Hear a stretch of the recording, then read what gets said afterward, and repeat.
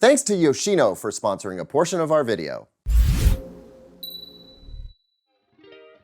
What a year it's been for TV reviews. I think we're up to 14 models that we've evaluated, and it's no small delight that most of them have been really good. But some are definitely better than others, and a select few are worthy of being called the best. So let's talk about the best TVs 2023 edition.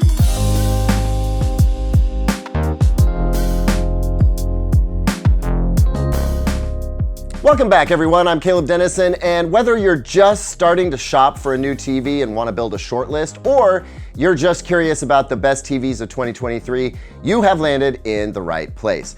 I know many of you who follow this channel may have your ideas around what the best TVs are this year, so let's see if we match up. And for those of you who are just starting to look for a new TV and want to build a short list, this video is especially for you. My goal is to point you at some specific models, and from there, you can dive deeper into any of these TVs by checking out our full review for those models, and we'll link to those reviews down in the description to make your research a little bit easier.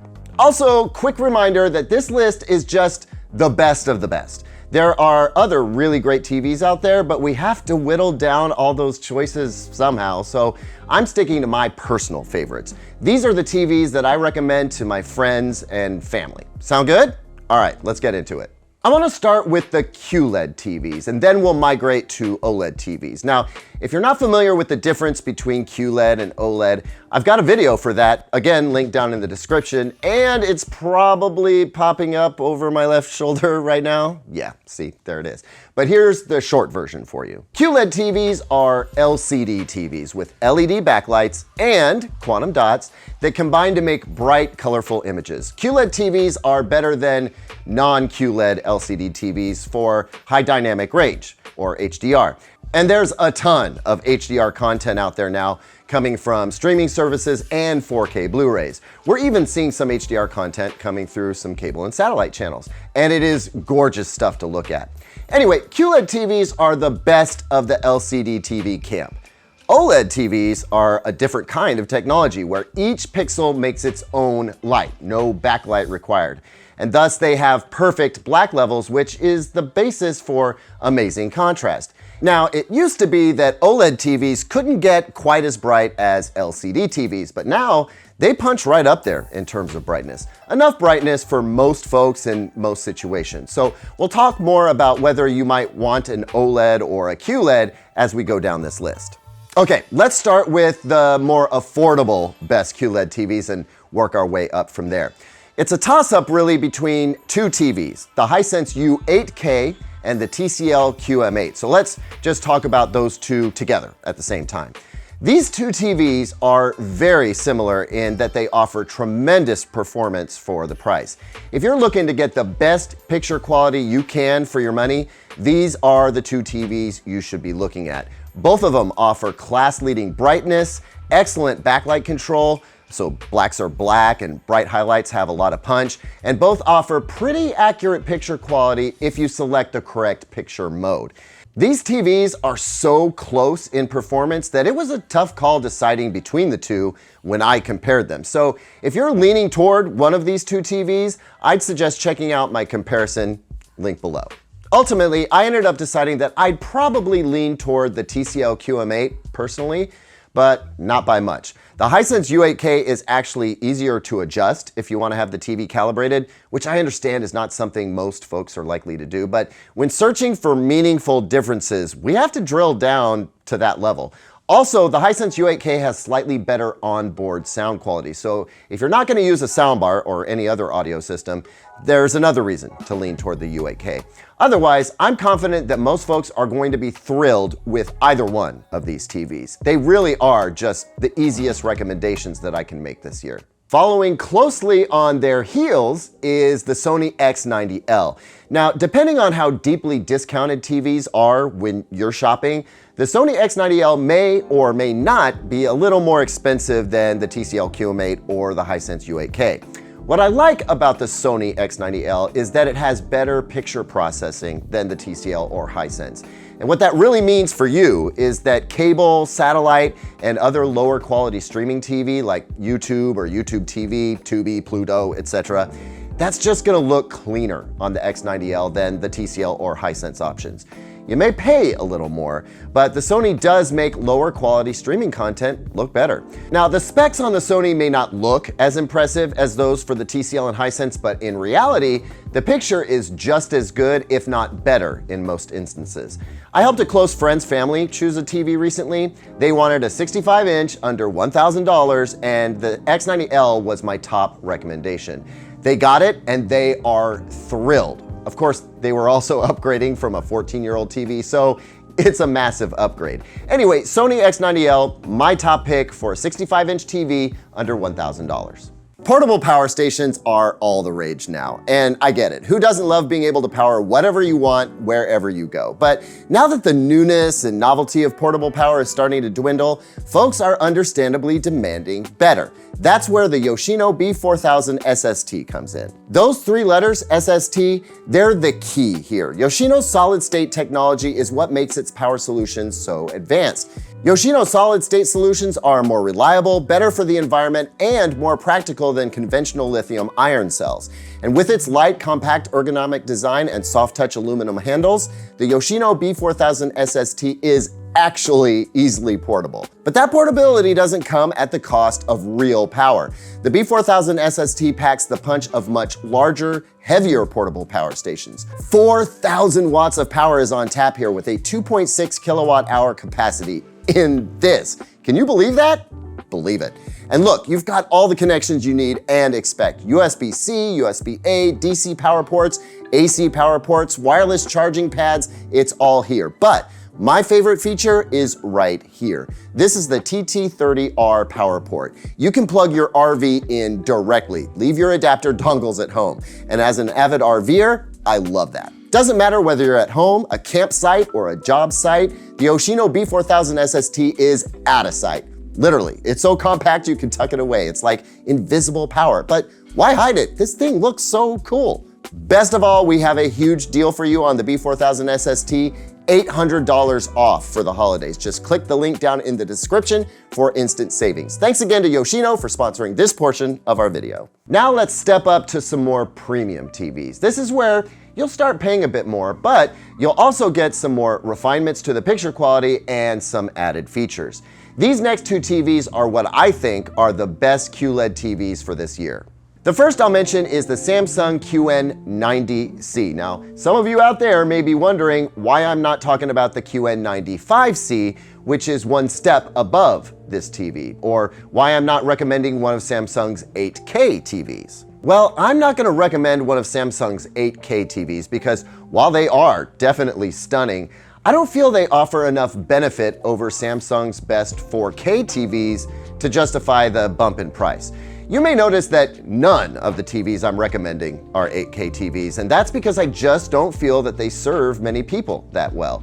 If you've got tons of money to burn, sure, get an 8K TV. They have the best tech in them and you won't be disappointed with any of them. But there's really no deliberating among 8K TVs because there's so few of them. It's harder to choose among the best 4K TVs, so I'm sticking to those. As for the QN95C, why am I not recommending that one? Well, I don't know what the deal is with that model, honestly, but it is not easily buyable at retail anymore. I think you can get it from custom installers and from some oddball retailers, but it's not in stock anywhere last I checked, which is why I'm gonna stick with the QN90C. Plus, the QN90C is just a tremendous TV overall. Super high brightness, excellent backlight control, vivid colors, solid picture processing, but I'd say the QN90C's real ace in the hole is its off-angle viewing and its anti-glare capabilities. This TV makes just about any seat in the house the best seat in the house. So if that sounds like something that you need, the QN90C might be the best QLED choice for you. It's got the best off-angle viewing of any of the QLED TVs on this list and is second only to OLED TVs in off-angle viewing, which I'm going to talk about some later. Up next, the Sony X95L. It's my choice for the best QLED TV of the year. and you'll pay handsomely for it. But what sets the X95L apart from the rest is what sets any Sony TV apart from its competition, and that is the picture processing. It's just an exceptionally clean looking TV with punchy brightness, excellent contrast, the best upscaling, the best improvement to low bitrate content like cable, satellite, and live streaming TV services, and the best cinematic motion. If you're real picky about picture quality and accuracy and willing to pay the premium, the Sony X95L delivers. Okay, one last QLED TV before we move on to OLED. And this is kind of a special one that resides outside the list of conventional TVs. It's a novelty, but it is not a gimmick. I'm talking about Samsung's The Frame TV. Folks, if you want your TV to be more than a TV, more like a work of art when you're not watching it, rather than just being a big black rectangle in its off time, then The Frame is for you. I cannot overstate how realistic art looks when this TV is displaying it. The Frame TV looks like art on a canvas, and that's thanks to its special matte finish. Also, as a bonus, it's really good at bucking glare. So if you have a bright room with lots of windows, the Frame does a great job handling reflections so that you see the content, not your reflection. It's a solid, remarkable HDR TV that doubles as a work of art, and it comes in a wide range of sizes. I've even seen some folks use more than one in a room. I cannot say enough good things about the Frame TV as a lifestyle TV choice. Highly recommend. And now, my friends, we switch gears to the OLED TV options on our list. Before I start running down the model options, let me first clarify who an OLED TV is good for, and perhaps more importantly, for whom an OLED TV is probably not a good choice. I say get an OLED TV if you are really deliberate about liking to sit down and watch TV. Watching TV for you is a real occasion. You make watching sports a big deal. You make watching movies a big deal. You want the best picture quality possible, and when you sit down to watch TV, it's a real treat. Maybe you have a dedicated media room or a home theater. OLED is a great choice in those cases. OLED is probably not the right TV type for you if you turn on your TV in the morning and you let it run all day long. That's a popular thing to do, and I make zero judgments about that. But because OLED TVs are susceptible to burn-in under high-intensity use conditions, someone who puts on ESPN or CNN or any other channel with a chyron, that's the info banner at the bottom of the screen that's always on, and leaves the TV on for 12 hours or more, there's just too much risk long-term of wearing out an OLED TV, even today when OLED TVs have a lot of built-in measures that help prevent burn-in. Plus, frankly, paying a premium for an OLED TV just seems like a waste if you aren't spending most of the time the TV is on sitting down and enjoying it. OLED TVs just aren't a great background TV, and I know that's a popular type of use, so keep that in mind. But if you do consider yourself a good match for an OLED TV, they are gorgeous. Still the best picture quality you can get. So let's talk about the best OLEDs you can buy, and each of these is gonna have a step down option too that will offer you like 90-something% of the flagship's performance for less money. So you've got options. The first OLED TV we'll talk about is the LG G3 Gallery Series OLED. This OLED has, in my experience, the highest perceived brightness of the OLEDs on my list. That's thanks to what LG calls MLA, or micro lens array technology, which is a super thin layer of tiny little lenses that focus light out to you, the viewer. The G3 is capable of stunning picture quality, and it is loaded with features. The one catch with this TV is that it does not come with a tabletop stand. It's meant to be mounted on the wall, but the good news is that LG provides a no-gap wall mount right in the box, so that when you mount this TV, it's as flush against the wall as it can be, which yields a very sleek look. You can buy a tabletop stand for the TV. LG sells a rotating Lazy Susan style stand, but I'm not a huge fan of it since it's kind of wobbly. You can also buy third-party stands that screw into the back of the TV, but I just don't think they look all that great. This TV really is best wall-mounted. And if the G3 is a little rich for your blood, check out the step-down LG C3 OLED. It isn't quite as bright as the G3, but it is plenty bright for most folks, and it comes with a stand, and it costs significantly less. Oh, and one last thing, the LG G3 and C3 can both be had up to 83-inch screen sizes, whereas the next two TVs I'm talking about max out at 77 inches. So if you want to go OLED and go big, the LG G3 or C3 may be your best bet.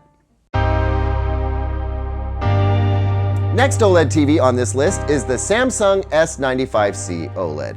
This OLED TV uses a new quantum dot OLED panel, also known as QD OLED, and the trick up this TV sleeve is that it can emit very pure, high brightness colors. It's hard to describe what that experience is like, but when you see it, you'll know what I'm talking about. And as a top-tier Samsung TV, this thing is loaded with bells and whistles, including some audio tech that works exclusively with Samsung soundbars, including wireless Dolby Atmos surround, Q Symphony sound, which uses the TV speakers along with the soundbar for an even bigger audio experience. Then you get Samsung's remarkably effective calibration app, and I'm a big fan of Samsung's solar-powered USB rechargeable remote control as well. Oh, and then there's the One Connect box too, I can't forget that. This allows you to plug everything into this one box and then run one cable up to the TV.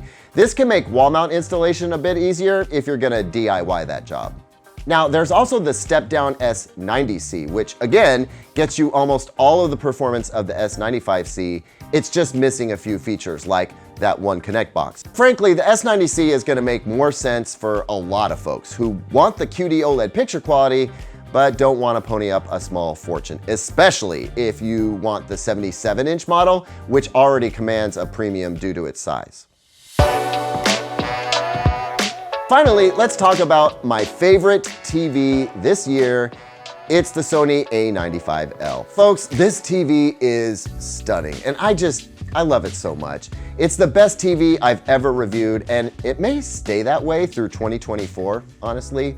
Here's a little secret for any of my fans who have stuck around with me through this video.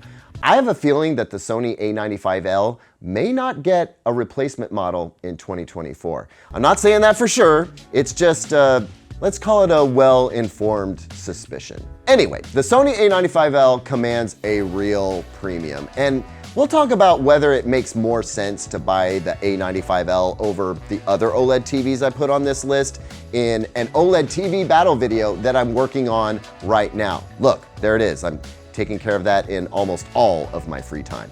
But as marginal as its superiority may be, the A95L really is the best. And once again, it comes down to Sony's processing. For the same reason I recommended the X90L and X95L on this list earlier, the A95L comes out on top by having the most cinematic motion, the most scalable motion smoothing, a killer looking game mode, the most accurate out-of-box performance, and the best tone mapping for HDR, yielding these absolutely stunning images, especially for HDR content. Let me put it this way. There's not a single person to whom I've shown this TV that didn't think it was just the most beautiful looking TV they've seen before. Am I right, Zeke? Yeah. See, Zeke knows. It doesn't just deliver the wow, it delivers the whoa. Did I just sound like Keanu Reeves just now? Anyway, I said that in the review. I'll repeat it here. It's just the most apt description. I can't help it. Of course, Sony does have a more affordable OLED, and honestly, it's the one that makes more sense for the most people. That would be the Sony A80L. The A80L is a lot like the LG C3 I mentioned earlier in that it is less expensive, goes up to 83 inches, and offers excellent picture quality. It actually uses the same OLED panel as the LG C3, but it's got Sony's processing and Sony's take on Google TV built in, so it's just an excellent choice in its own right. That's the list, folks. Feels like a big moment for me right now. It feels good to finally weigh in on my favorite TVs of the year. These TVs are gonna remain stellar buys well into 2024. So even if you're watching this video in 2024, hi from the past, or you're still saving up for your dream TV, this list should do well for a long time. Thanks as always for watching, everyone. I know lots of you out there have your favorites, so tell us about it down in the comments. Don't forget to like and subscribe. I'll see you on the next one. And until then, here's 2 other videos I think you might like.